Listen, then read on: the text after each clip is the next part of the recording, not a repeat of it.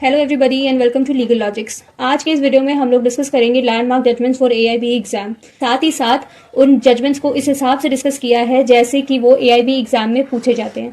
तो इसमें आपको केसेस की बहुत ज़्यादा ब्रीफिंग या उनके फैक्ट से रिलेटेड क्वेश्चंस तो नहीं एक्सप्लेन किए जाएंगे, बट हाँ, इन जजमेंट्स को मैंने इस हिसाब से एक्सप्लेन किया है जैसे कि वो एआईबी एग्जाम में पूछे जाते हैं।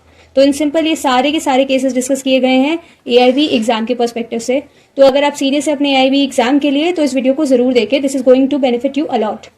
तो शुरू करते हैं हमारे पहले केस के साथ, जो कि है lily Thomas versus union of India. ये केस डील करता है हिंदू मैरिज एक्ट से। इसमें बोला गया था कि converting to Islam just for the sake of second marriage void हो जाएगा। मतलब ऐसा कोई भी पर्सन जो अपने रिलीजन को चेंज करता है just for the sake of a second marriage, वो ऐसा करना is void and is invalid. ठीक, तो देखते हैं आपको कौन से सेक्शंस पढ़ने की जरूरत है। इसके लिए आपको पढ़ना पड़ेगा section 11 of the Hindu marriage act. अब हिंदू मैरिज एक्ट का सेक्शन 11 बात करता है वॉइड मैरिजेस की। अब वॉइड मैरिजेस की अगर बात कर ही रहे हैं तो साथ ही साथ जरूरी बन जाता है section 5 of Hindu marriage act देखने का। क्यों? क्योंकि सेक्शन जो 11 है वो बात करता है कि वो सारे सेक्शंस जो कि कॉन्ट्रावीन करते हैं सेक्शन 5 के क्लॉज 1, 4 एंड 5 को, वो सारे वॉइड मैरिजेस होते हैं। तो आपको पता लग गया आपको सेक्शन 11 देखना है, सेक्शन 5 देखना है, तो ये इंपॉर्टेंट सेक्शन है, इनको स्किप मत करिएगा। नाउ मूविंग टू आर्टिकल 21 जो कि बात करता है right to life and personal liberty, and article 25 जो कि बात करता है freedom of conscience and free profession practice and propagation of religion. Now section 4 देखना है, सेक्शन 494 एंड 495 ऑफ सीआरपीसी जो कि बात करते हैं बाईगैमी पे। ठीक है, एंड अब ये जो न्यू एक्ट्स हैं इसमें ये कौन से सेक्शंस हो गए हैं? अब न्यू एक्ट आया हमारा सीआरपीसी की जगह बीएनएसएस। अब इसमें हमें देखना है एक ही सेक्शन जो कि है सेक्शन 82। इसके क्लॉज 1 में 494 हो गया है, क्लॉज 2 में 495 हो गया है। तो ये जो सेक्शंस मैंने यहाँ पे लिखवाए हैं ये इंपॉर्टेंट है, आप इनको नोट कर लीजिए, इनको एक बार ओवरव्यू जरूर ले लीजिएगा। Now moving to our next case जो कि है re Ramlila Maidan incident versus union of India. इस केस में सेक्शन 144 और आर्टिकल 21 की बात की गई थी। आर्टिकल 21 जैसा कि हमने डिस्कस किया right to life and personal liberty की बात करता है। एंड नाउ अगर मैं आपसे पूछूं कि सेक्शन 144 क्या कहता है, तो ये बात करता है मजिस्ट्रेट की पावर की टू इशू ऑर्डर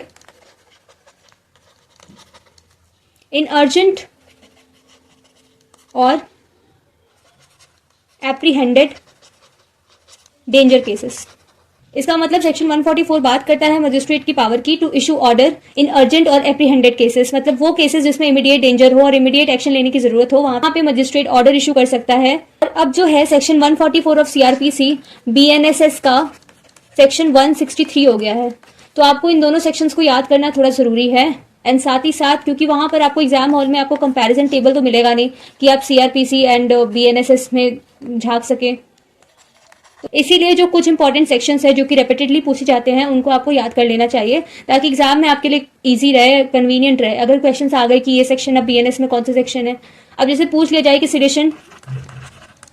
सेडेशन जो था आईपीसी में वो अब कौन से सेक्शन में है, तो आपको पता होना चाहिए कि वो रिपील हो गया है, अब सेडेशन नहीं है। तो ये आपको पता ही नहीं होगा तो आप बैठ जाओगे बेयर एक्ट में ढूंढने के लिए, आपको मिलेगा ही नहीं, आप कैसे लिखोगे। तो कुछ जो इंपॉर्टेंट चीजें हुई हैं, क्या रिमूव हुआ है, क्या चेंज हुआ है, जो थोड़े इंपॉर्टेंट सेक्शंस हैं, बस उनका एक ओवरव्यू होना आपके लिए जरूरी है। इस केस में सेक्शन 144 का अब्यूज हुआ था एंड साथ ही साथ कोर्ट ने राइट टू स्लीप को रिकॉग्नाइज किया था। तो ये बहुत इंपॉर्टेंट टर्म बन जाता है। अगर क्वेश्चन आए कि किस केस में राइट टू स्लीप को रिकॉग्नाइज किया गया था तो आपको ये केस याद होना चाहिए। ठीक है, एंड रिकॉग्नाइज किया था under article 21 of the Indian constitution. और साथ ही साथ कोर्ट ने कहा था unjustified intrusion on right to sleep is invasion of privacy. Moving to our next case जो कि है Indian young lawyer association versus state of Kerala. इस केस को सबरीमाला केस के नाम से जानते हैं एंड इसमें आर्टिकल 14, 15, 17, 25 एंड 26 का यूज हुआ था। अब आर्टिकल 14 क्या कहता है? Equality before law and equal protection of law. Article 15 prohibition of discrimination की बात करता है। आर्टिकल 17 एबॉलिशन ऑफ अनटचेबिलिटी की बात करता है। वहीं आर्टिकल 25 हम लोगों ने ऑलरेडी डिस्कस कर रखा है ऊपर। इस केस में कोर्ट ने कहा Sabarimala is not a religious denomination as such to restrict women on grounds of religious tenets. ठीक है, एंड यहाँ पे जो मेन बात आई है ना वो है इस टर्म की जो है हेगीमोनिक पेट्रियार्की। इस केस में कोर्ट ने इस टर्म का यूज किया था हेगेमोनिक पेट्रियार्की का, जो कि है practice that legitimise patriarchy. Now moving to our next case जो कि है Kameshwar Prasad and others versus state of Bihar. इस केस के लिए आपको आर्टिकल 13 जो कि post and pre constitutional law की बात करते हैं, आर्टिकल 19 जो कि राइट टू फ्रीडम की बात करते हैं, आर्टिकल 132 जो कि सुप्रीम कोर्ट के एपेलेट ज्यूरिसडिक्शन की बात करते हैं, एंड आर्टिकल 226 जो कि power of high court to issue certain writs की बात करते हैं, एंड आर्टिकल 309 जो कि बात करता है recruitment and condition of service of person serving the union और स्टेट। नाउ इस केस में जो मेजर बात थी वो ये थी कि सुप्रीम कोर्ट ने राइट टू स्ट्राइक को रिफ्यूज कर दिया था एज अ फंडामेंटल राइट। तो जो डायरेक्ट क्वेश्चन पूछे जाएंगे आपसे कि इनमें से किस केस में सुप्रीम कोर्ट ने राइट टू स्ट्राइक को as a fundamental right declare करने से मना कर दिया था, इसमें आपका स्ट्रेट आंसर हो जाएगा Kameshwar Prasad and others versus state of Bihar. Okay, now moving to our first question जो कि है under which international convention right to strike is guaranteed. आप इन क्वेश्चन का आंसर्स कमेंट में जरूर दें ताकि लास्ट में वीडियो के एंड में जब मैं आंसर प्रोवाइड कर सकती हूँ तो आप चेक कर सके आपके कितने आंसर सही हुए हैं एंड कितने नहीं। Now moving to our next case जो कि है national legal service authority versus union of India. ये case third gender recognition case के नाम से भी जाना जाता है एंड साथ ही साथ सुप्रीम कोर्ट ने इस केस में biological sex and psychological sex की बात की थी। एंड इसमें मेजर जो आर्टिकल्स थे वो थे article 14, article 21 and article 19 of the constitution. जैसा कि आप देख सकते हैं कि कुछ आर्टिकल्स है ना जो इंडियन कॉन्स्टिट्यूशन के वो रेपिटेडली यूज हो रहे हैं, तो उनका कॉन्सेप्ट, उनसे रिलेटेड केसेस, उनका जो बैकग्राउंड है वो सब आपको पता होना जरूरी है कि उनसे क्वेश्चंस बनते ही बनते हैं एंड हर बार बनते हैं। तो उन केसेस को एंड उन आर्टिकल्स को देखने के लिए ही मैंने ये वीडियो डिजाइन किया है। Now moving to the next question, are transgenders covered under the Indian constitution. क्या भारतीय संविधान ट्रांसजेंडर्स को भी राइट देता है? एंड साथ ही साथ यहाँ पर एक और बोनस क्वेश्चन है, is there any act that recognises transgender peoples. क्या ऐसा कोई एक्ट है जो कि ट्रांसजेंडर्स पीपल की राइट को रिकॉग्नाइज करता है? Moving to the next case जो कि है Shayara Bano versus union of India. इस केस में भी रेलेवेंट आर्टिकल्स हैं, article 14 equality before law and equal protection of law, article 15 prohibition of discrimination, article 21 right to life and personal liberty, and article 25 जो कि बात करता है freedom of conscience of religious practice, and article 26 जो कि बात करता है freedom to manage religious affairs को। तो जो ट्रिपल तलाक है और तलाक की बिद्दत है इसको अनकॉन्स्टिट्यूशनल एंड वॉइड कह दिया गया था अंडर आर्टिकल 13 जो कि pre and post constitutional law की बात करता है। तो जो ट्रिपल तलाक है वो फंडामेंटल राइट अंडर आर्टिकल 21 को वायलेट करता है, आर्टिकल 14 को वायलेट करता है, 15 को वायलेट करता है। इसी वजह से उसे आर्टिकल 25 और 26 में भी रिकॉग्निशन नहीं मिली एंड इसे वॉइड कह दिया गया। आपको इन सारे आर्टिकल्स को देखना है एंड साथ ही साथ आर्टिकल 13 को बहुत अच्छे से पढ़ना है, ये वेरी वेरी वेरी इंपॉर्टेंट है। आपको ये आर्टिकल तो आप छोड़ भी नहीं सकते हो, इनफैक्ट फंडामेंटल राइट का कोई भी आर्टिकल आप नहीं छोड़ सकते हो। आर्टिकल 12 से लेके आर्टिकल 32 तक जितने भी आर्टिकल्स है ना आपको बहुत अच्छे से रटे होने चाहिए। Now this case Pakhala Narayana Swami versus king emperor, ये केस डील करता है एविडेंस एक्ट से। इस केस में बात की गई है कन्फेशन की और बोला गया था कि वेदर जुडिशियल या एक्स्ट्रा जुडिशियल या सेल्फ कन्फेशन हो वो सारे के सारे इज एन एडमिशन। और साथ ही साथ कहा गया था कि court can convict an accuse based on confessional statement even in the absence of corporative evidence. तो अगर ऐसा कोई एविडेंस ना भी मौजूद हो जो कि कन्फेशनल स्टेटमेंट को सपोर्ट करे तो भी कोर्ट अक्यूज को कन्फेशनल स्टेटमेंट के बेसिस पर कन्विक्ट कर सकती है। और इसमें साथ ही साथ बात की गई थी डाइंग डिक्लेरेशन की। तो ऐसा कोई भी स्टेटमेंट जो किसी पर्सन के कॉज ऑफ डेथ को एक्सप्लेन करता हो या फिर ऐसे सर्कमस्टांसेस को एक्सप्लेन करता हो जिससे कि उसकी डेथ हुई है तो वो सारे के सारे डाइंग डिक्लेरेशन में माने जाएंगे। तो इसके लिए आपको पढ़ना जरूरी है कौन से sections, section 32 clause 1 of Indian evidence act जो कि बात करते हैं डाइंग डिक्लेरेशन की। और अगर देखा जाए तो बीएसए में कौन सा सेक्शन इसकी बात करता है, सेक्शन 26। ओके, एंड साथ ही साथ आपको देखना है section 25 of Indian evidence act जो कि बात करता है कन्फेशन टू पुलिस ऑफिसर की, एंड वहीं सेक्शन 23 क्लॉज 1 ऑफ बीएसए। तो ये जो सेक्शंस है ना यहाँ से बार बार प्रीवियस ईयर्स में क्वेश्चंस पूछे गए हैं, तो ये सेक्शंस इंपॉर्टेंट है, तो इनको नोट कर लीजिए एंड इनको तैयार कर लीजिएगा एग्जाम में, ये आपके लिए काफी मददगार होंगे। Now the next case is animal welfare versus union of India.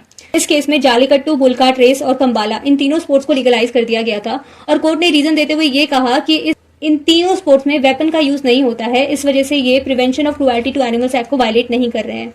जो एआईबी में क्वेश्चन बन सकता है वो ये बन सकता है कि अंडर विच केस जालीकट्टू को रिकॉग्निशन मिली या लीगलाइज कराया गया। तो आपको इस केस का नाम याद होना बहुत जरूरी है एंड इस केस में जालीकट्टू, बुलकाट रेस और कंबाला इन तीनों को लीगलाइज कर दिया गया था, ये बात याद रखनी बहुत जरूरी है।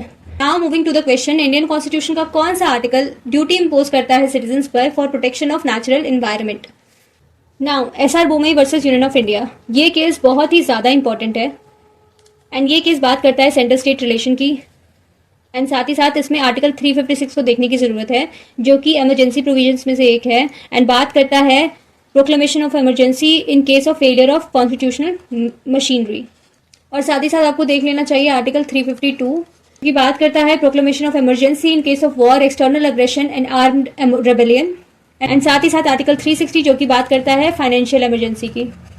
इस केस में दो मेजर चीजों की बात की गई थी। पहला, सुप्रीम कोर्ट ने कहा था कि प्रेसिडेंट की जो पावर है to issue proclamation is subject to judicial review and साथ ही साथ उसमें फ्लोर टेस्ट की बात की गई थी।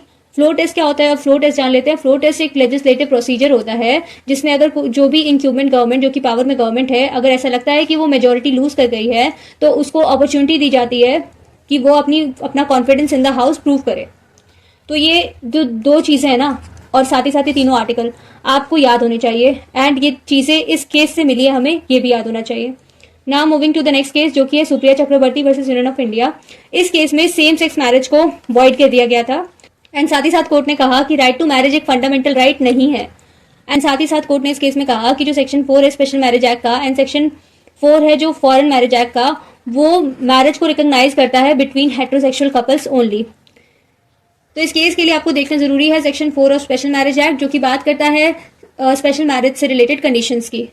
Now moving to the last case जो कि है Navtej Singh Johar versus union of India. इस केस ने होमोसेक्सुअलिटी को डिक्रिमिनलाइज कर दिया था एंड इसमें section 377, article 14 and article 21, article 13 इन तीनों का यूज हुआ था।